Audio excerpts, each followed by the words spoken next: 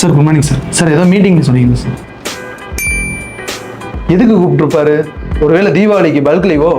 வருஷம் தீபாவளிக்கு நம்ம எம்ப்ளாயிஸ்க்கு ஸ்வீட் தான் கிஃப்ட் பண்ணிட்டு இருக்கோம். ஆனா இந்த வருஷம் ஏதாவது யூஸ்ஃபுல்லா பண்ணலான்னு இருக்கேன். உங்க ஐடியா சொல்லுங்க சார். ஐடியா இருங்க வடை சாப்பிட்டுக்கிட்டே யோசிங்க. எடுத்துக்க சார். என்னப்பா தம்பி, இது ஆஃபர் இல்ல வடை. ஆஃபர் இல்லை சார், ஆஃபர். நீங்க கேட்ட வித்தியாசமான தீபாவளி கிஃப்ட்ஸ்.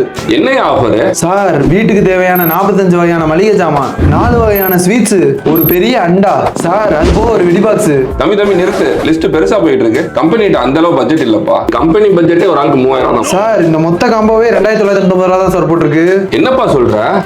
அப்ப உடனே நம்ம கம்பெனிக்கு 70 காம்போ புக் பண்ணிருப்பா. சார் கண்டிப்பா சார், கண்டிப்பா புக் பண்ணிடுறேன் சார். அப்படியே அந்த தீபாவளிக்கு பல்க் லீவ். தம்பி முதல்ல பல்க் புக்கிங் பண்ணுங்க, அதுக்கப்புறமா பல்க் லீவை பத்தி யோசிப்போம். சார் வடை போச்சு.